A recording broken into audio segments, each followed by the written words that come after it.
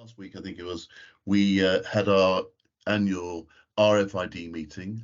It was with some hosting from Decathlon, who took us through their strategy and around their store, where we saw the sort of use cases. And then we traipsed across London to Goodenough College, where we had a fantastic presentation from River Island on the use of smart fitting rooms and how that's able to transform the experience for shoppers.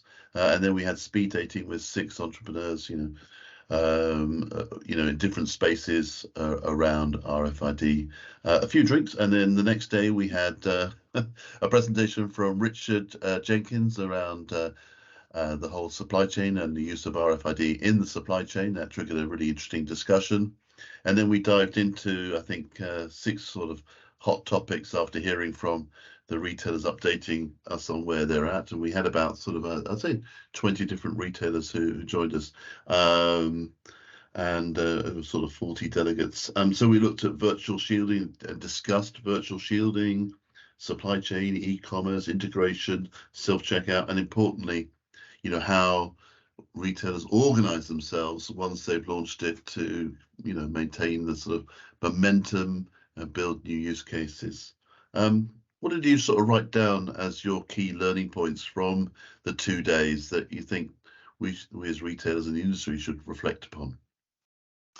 Yes, it was. It's always fascinating, isn't it, to go and see, the likes of a Decathlon, who are, when we look at our maturity model of RFID, they're probably right at the top, aren't they, in terms of how long they've invested in it and organizational commitment to the technology and to the approach.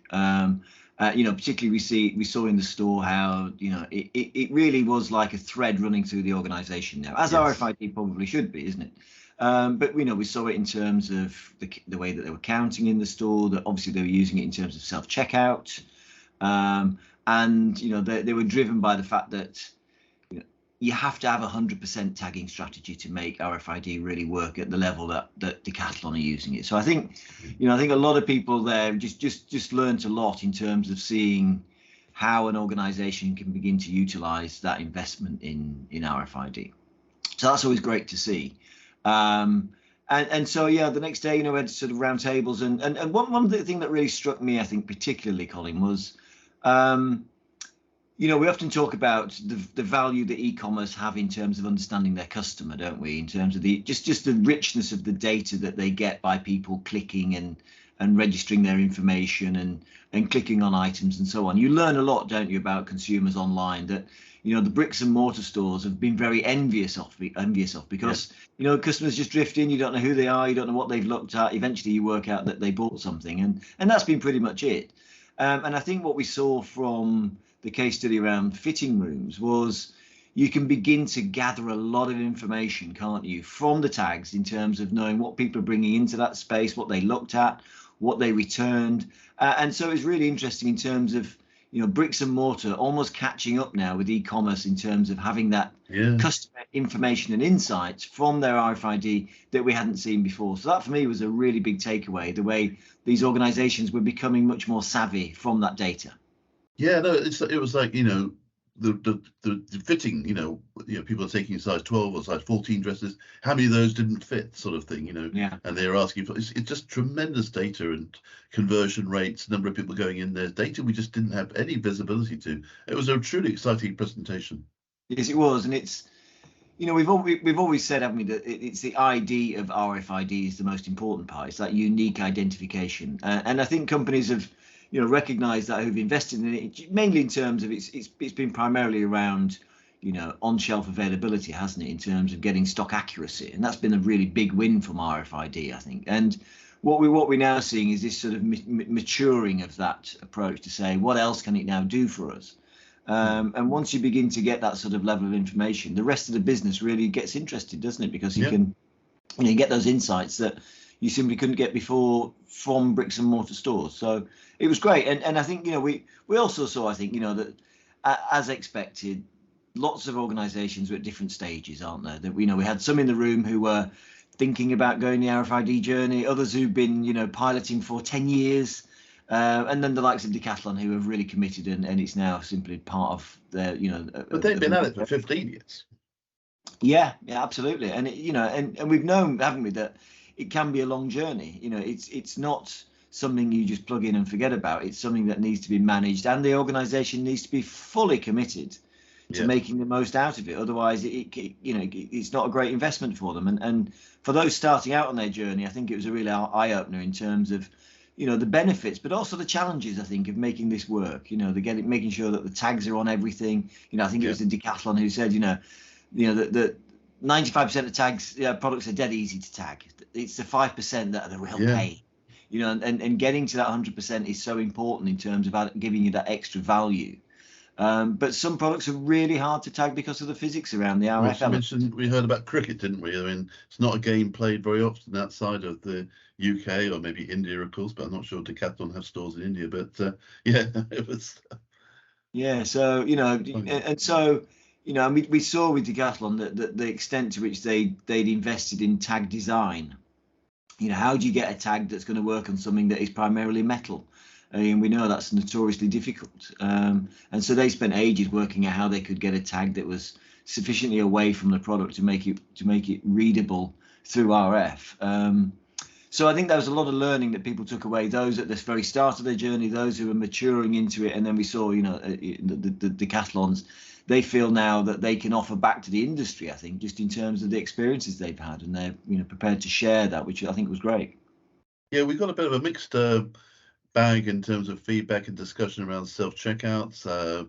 Some sort of convergence around virtual shielding. I think everyone sort of had arrived at the sort of same sort of place on that.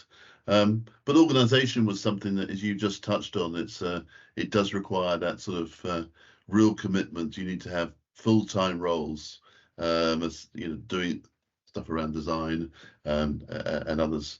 But we talked about e-commerce. That was a strange one. The role of e-commerce, of RFID in Mm. e-commerce. What were your notes on that? Yeah, it's what we know from e-commerce, and obviously we've had quite a lot of sessions around this, is that one of the biggest challenges for retailers is the moment when they hand over the product to be delivered by somebody else. Particularly, you hand it onto a courier, and then fingers crossed, you hope it gets to the customer in good shape, complete. And that last part of the journey is rather fraught with problems. And we've seen this in terms of the amount of chargebacks that retailers are now experiencing from customers saying, I didn't get my delivery, or part of my delivery is missing. And that's a real challenge for retailers to begin to have the transparency of the data from the Yeah. moment when it leaves their distribution center to the moment it arrives at the customer's door. And I think what we're seeing is companies are beginning to think about how RFID could help to bring transparency and accountability to that part of the process. I think, which is, can you get to a point where you can say, we've scanned this item as it leaves us. The RFID data is telling us that it's got the right products in that package.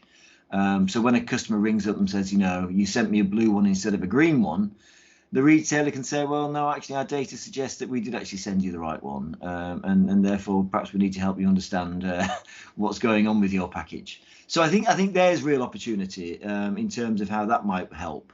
But at the moment, we haven't really seen that many, have we, that are really maximising their use of RFID in e-commerce. So I think there's a real potential there for more to be done.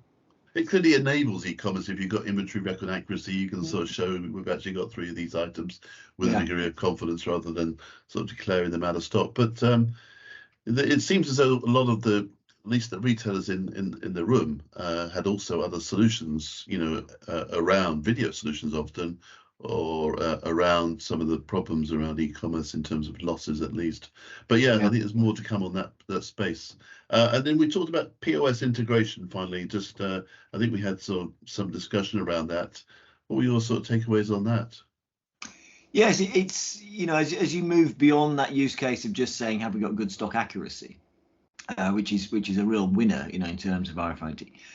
Increasingly, if you want to have that complete visualization of where product is, and we've heard it, haven't we, around, if you really want to use RFID for loss prevention to understand the loss of product in store, you need to have completeness in terms of understanding the journey of the product. When did it arrive at the store? When did it go onto the shelves, onto the shop floor? When was it then paid for by a customer, and when then did it leave the store? So there's sort of these touch points of data to understand its journey. And a vital one is, yes, this product was purchased, and we've heard from people who've been using it around managing refunds. To say, you're bringing this product back, you haven't got a receipt. Are we confident that you ever bought it or not? And what obviously RFID can do is give you that data to say, yes, it went through this payment point, and and it's associated with this payment. It's associated with this data. So I think it's really important as a touch point, isn't it, in terms of that completeness of the journey. I think the challenge that retailers have had is it can be quite tricky to integrate it into existing EPOS systems. It isn't always straightforward, because you're going often from data at a fairly macro level using barcode quality data to extremely unique data, EPC, the electronic product code data. And so it can be very difficult often to integrate that into existing systems without a lot of expense, and so we've seen quite a few retailers who've come up with other ways, such as using 2D barcodes to scan product at the checkout to capture that valuable information without necessarily having to completely change your entire EPOS system. So, a lot of people want to do it. I think there are challenges around existing systems, but hopefully in the future, as people begin to, evolve and update their systems, they'll be thinking, it'll be front and center of their thinking that they want to be able to capture that EPC data at the point when a customer is paying for a product. As you say, it's a very big leap, which is why the majority probably haven't done it so far. Well, look, we meet again in a year's time. Whoa! We might be going down to Barcelona on the next meeting date is October the 9th and 10th. Between then and now, we will have several online meetings and discussions virtually on the use of RFID and indeed the use of product ID in retail. Very exciting stuff. Thank you very much for your time, Adrian, and see you soon. Okay, cheers, Colin. Bye-bye. Bye-bye.